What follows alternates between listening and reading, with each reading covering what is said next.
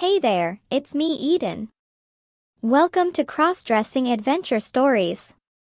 Today I'm going to share with you cross-dressing adventure stories called Classmate Turned Me into a Sissy, Part 7.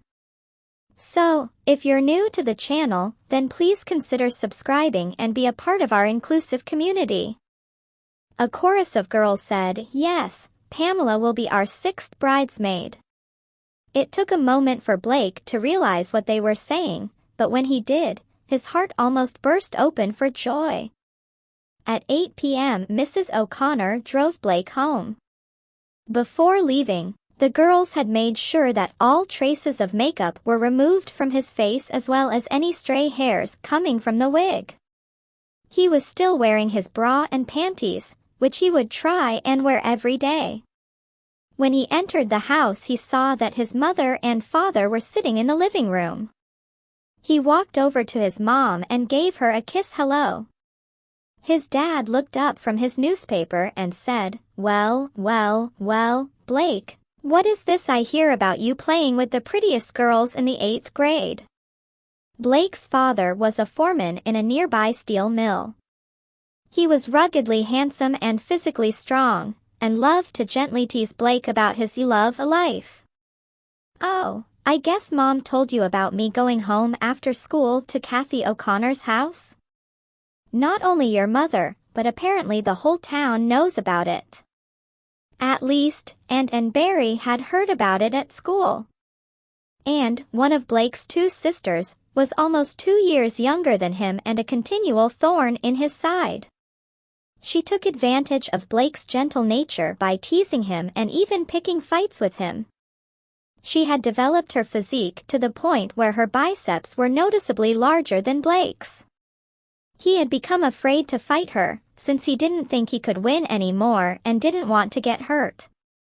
His older brother, Barry, on the other hand, who was in 11th grade, was someone Blake had always looked up to. He played on the varsity football team, and while not a great student, was still far from dumb. Blake also had an older sister, Janice, who was in 12th grade and was planning on attending the Naval Academy at Annapolis the next year. Blake felt happy to receive the admiration of his dad, though he wondered what his dad would think if he knew that he was secretly wearing a bra and panties, and that he was, after all, really just one of the girls and not actually dating any of them. "Oh, it's nothing, Dad. We just seem to have hit it off. They like me because I talk about things. Not just want to ask them out on dates. Do you have a favorite among them? One who you could ask to the prom?" "Bill, leave the poor boy alone," Blake's mother interjected. "He is young enough that he doesn't have to think of such things.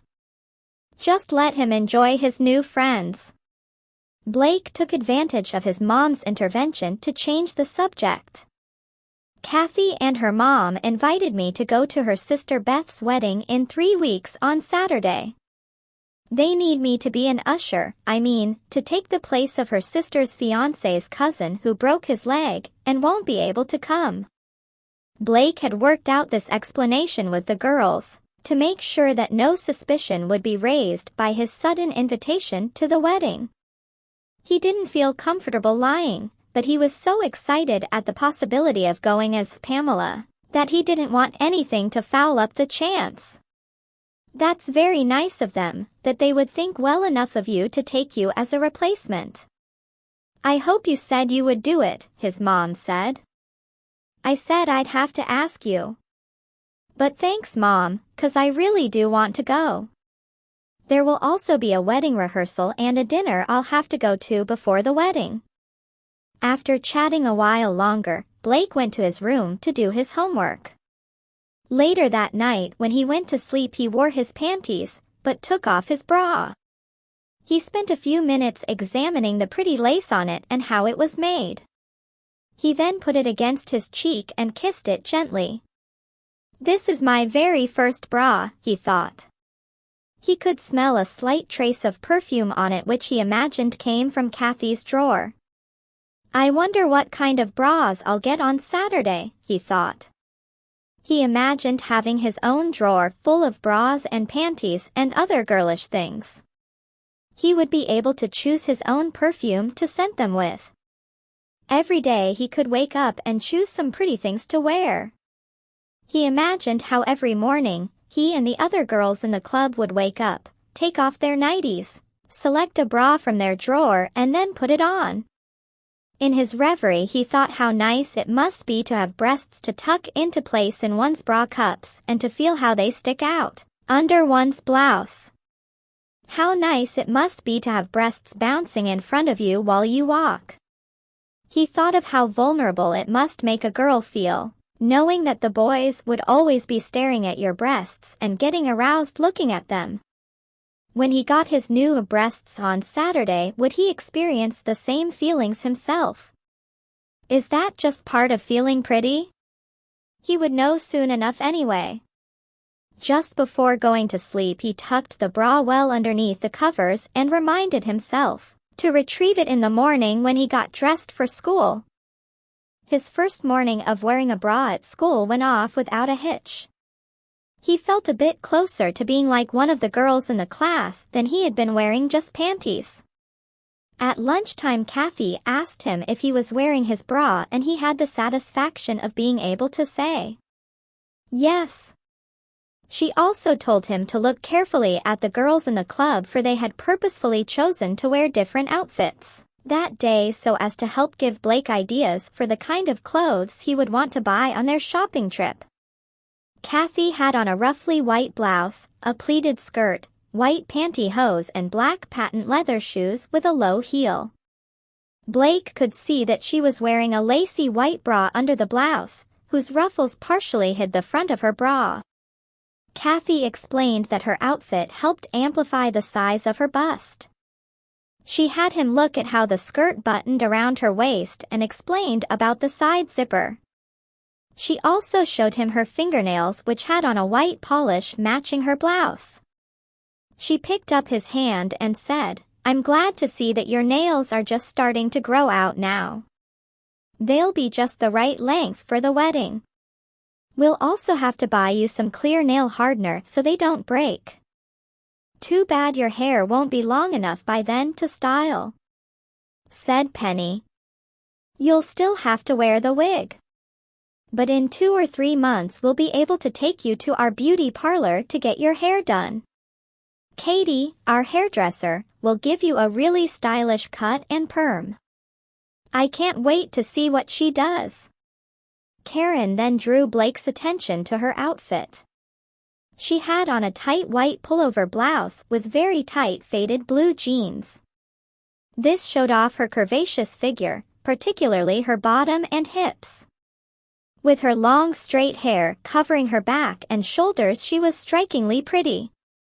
Her bust was even more prominent than usual, and she explained it was due to her wearing a push-up bra which lifted her breasts a little and helped add to the sexiness of her figure.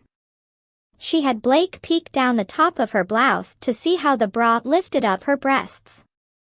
She also pulled down the zipper of her jeans just a bit and showed Blake that she wasn't wearing any panties. Instead, he saw some curls of her light brown public hair. Janet, with her relatively small bust, had on a very pretty light green slip dress with spaghetti straps, nude stockings and white stack heel shoes. Her hair was formed into a single long braid. She showed Blake that she was wearing a white half-slip. Penny had on a red jumper, with a white blouse underneath and red-tinged stockings and brown penny loafers. Finally, Amy had on a short flared skirt, underneath of which she had on a pink petticoat. She had on a skin-tight black tank top which also showed off her chest very effectively. We have also purposefully worn different things to hold up our stockings, so that you can see before Saturday what some of the options are," Kathy said. She and the other girls led Blake to a spot far away from the other kids. "Lie down on the ground here and we'll let you look up our dresses so that you can see what we are wearing. From this distance, the other kids won't be able to see what we're doing." Blake lied down and then Kathy said, I'm going to stand over your head now. Look up my skirt and see how my pantyhose looks." She walked over to him and then slightly raised her pleated skirt so that enough light would enter for Blake to see what was there. "Tell us what you see," Kathy said. "I can see that you are wearing panties underneath your pantyhose. They are white and have several rows of lace trim going across your bottom." "Oh, Pamela, you're so precious. You don't have to go into such detail. What you should notice is how the pantyhose are sheer all the way to the top, as against having a sewn-in panty or panel for tummy support. These are some of the many options for pantyhose that you should keep in mind for Saturday. Now it's Janet's turn." Kathy stepped away and then Janet walked over to Blake and put one foot on either side of his head, so he was looking straight up into her dress. "I see Janet's slip going up around her waist. Oh, and I see that she has a white garter belt on. It's got lots of lace going down on the garters. They are hooked into her stocking tops. What about my panties?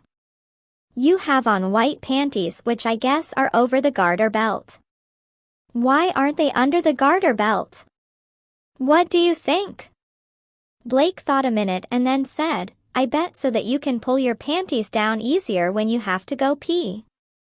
"Yes, very good, Pamela. Now, it's Penny's turn." Penny now stepped over Blake. "I see she is wearing very tiny little white panties, and they are under very long garters which I can't see the top of. Where do they come from?" "I'm wearing a bustier, which consists of a bra part and below this a kind of boned corset which comes down to my belly button. The garters are very long and go from there to the top of my stockings. I wish I could see that. You'll have to show me it later.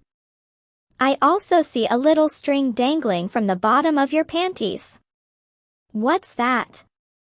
"Oh, you are observant, Pamela. That's the string from the tampon I'm wearing. You see, my period started this morning, so I had to put one of those in my vagina. So shouldn't I be starting my first period? Like you said yesterday? Yes, you should start it soon. We'll help you get started on Saturday. I'm a few days ahead of the other girls. I think they'll be starting their periods any day now. Won't you?" All the girls indicated their agreement. Then Amy said, "And now it's my turn." She positioned herself over Blake. When he looked up he saw her pretty petticoat surrounding what looked to be a girdle. "I recognize that. You're wearing a girdle.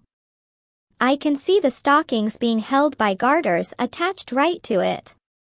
You're almost right, Pam, except that this is really called a panty girdle, since it is not as heavy as larger ones made for full-grown women. This does not have any boning in it, just some relatively light elastic. I like panty girdles since they give me a nice sort of warm close feeling. I think they help my shape a bit too. It has a lacy panel on the front and even a little bow. I think I'd like to get one of them on Saturday for sure. Of course, Pam, I'm sure we can find one that is perfect for you." Getting up now, Blake sat on the bench with the girls. "I am a bit afraid to get a garter belt or bustier because I am frightened at being that sexy. After a while, Pam, when you get more used to being a girl, I bet you'll like the idea of being really sexy underneath your dress or jeans. For example, if you're on a date with a boy, his hand might brush against your garters, which would make him really hot." Karen said this matter-of-factly, as if she were talking to another girl. The thought of finding boys sexy made Blake blush. "It'll be fun someday to double date with you, Pam. We can compare notes as to what we think of the boys. You'll really like slow dancing with a nice big strong boy. I mean one who is intelligent, not like the jerks in our class." After a pause Blake said, I can't wait till Saturday. Neither can we, Pam. We are all looking forward to making you into a very pretty young girl, Kathy said. In fact, my mom said that she would go shopping with us to help make sure that you get the right things. They all got up to go back to their afternoon classes. When they were near the building, Kathy suddenly pointed to Blake's arm, and he saw that the pink strap of his bra had fallen off his shoulder and was clearly visible through the armhole of his short-sleeved shirt. He discreetly put his hand inside his shirt and straightened it out. Pam, you have to be more careful, Kathy said. Girls must always be aware of their appearance. Blake shivered as he wondered what would have happened if one of the guys had seen the strap. That's all for now. See you in the next video. Till then, take care. Oh yes, please like and subscribe to my channel. And also share your feedback, it really means a lot to me.